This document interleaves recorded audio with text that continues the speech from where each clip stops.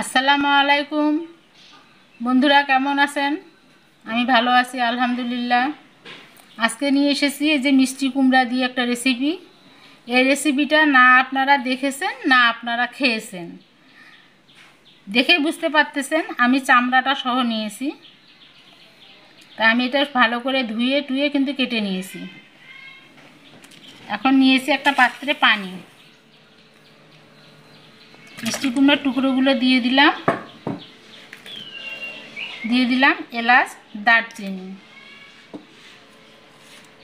আর এখানে দিয়ে দিলাম স্বাদ মতো লবণ। দিয়ে একটু নেড়ে নেবেন। আমি ঢাকনা দিয়ে এটাকে একটু সিদ্ধ করে নিব, তারপর আপনাদেরকে দেখাচ্ছি। কুমড়োগুলো দেখেন আমার সিদ্ধ হয়ে গেছে, কুমড়োর টুকরোগুলো। এখন আমি পানি থেকে তুলে নিচ্ছি। যে কোনো প্লেটে আপনারা তুলে নিতে পারেন।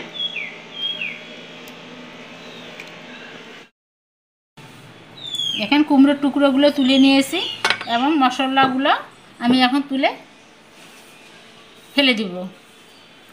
এই পানিটা কিন্তু বন্ধুরা নষ্ট করবেন না, কারণ মিষ্টি কুমড়া কত কি আছে, কতটুকু ভিটামিন, কতটুকু কী, এটা সবারই জানা। আমি বলতে গেলে আবার হয়তো অনেকে অনেক কিছু মনে করবেন, তো বলতেছি না। এখন এই পানিতে দিয়ে দিচ্ছি আমি পরিমাণ মতো চিনি। আর এখানে আমি গুঁড়ো দুধ ব্যবহার করতেছি। আপনারা গুঁড়ো দুধটাই ব্যবহার করবেন, কারণ এই পানিতে লিকুইড দুধ যদি দিতে যান তাহলে কিন্তু খেতে ভালো লাগবে না। তো আমি এখানে 200 গ্রামের মতন গুঁড়ো দুধ নিয়েছি। এখন সম্পূর্ণ উপকরণ মিশিয়ে নিব, কারণ এখানে কিন্তু লবণ দেওয়া আছে। লবণ দেওয়ার আর কোনো দরকার নাই, যেহেতু সিদ্ধের সময় আমি লবণ দিয়েছিলাম। এখন ভালো করে আমি মিশিয়ে নিব। চিনি দুধ আমার ভালো করে মিশানো হয়ে গেছে পানির সঙ্গে। এখন আমি আগের থেকে এই যে আগার ভিজিয়ে রেখেছিলাম, এখানে 2 চা চামচ আছে, আমি পানি দিয়ে ভিজিয়ে রেখে নিয়েছি। এখন দিয়ে দিচ্ছি আগার দিয়ে এখন ভালো করে আমি নেড়ে চেড়ে 3টা বলক দিয়ে নিব। আমি দুধটা 3টা বলক দিয়ে নিয়েছি। বন্ধুরা, এটা কিন্তু ঠান্ডা করা যাবে না, গরম অবস্থায় ঢেলে নিতে হবে। আমি এই যে স্টিলের প্লেট নিয়েছি 2টা। এখন এই 2টাতে আমি ঢেলে নেব হাফ হাফ করে। আমি প্লেটে ঢেলে নিয়েছি।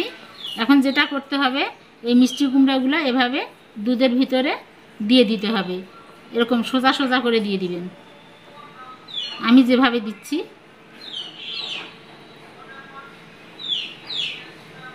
এটা দুধটা গরম থাকা অবস্থায় করতে হবে।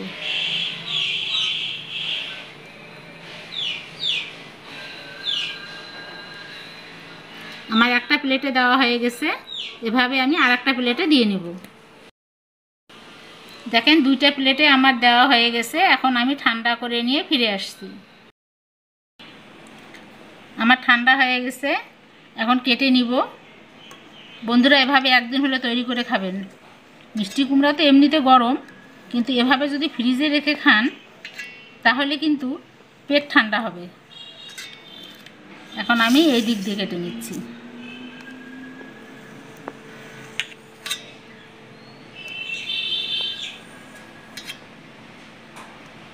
ভালো লাগলে অবশ্যই লাইক, কমেন্ট, শেয়ার করবেন, আর সাবস্ক্রাইব করতে কি ভুলবেন না।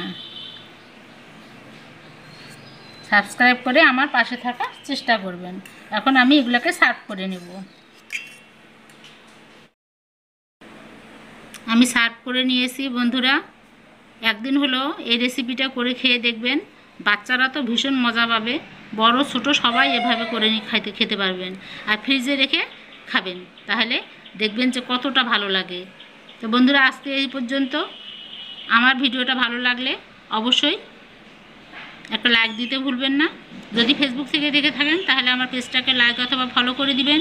ইউটিউব থেকে দেখে থাকলে আমার এই ছোট্ট চ্যানেলটাকে সাবস্ক্রাইব করে দিয়ে পাশে থাকবেন।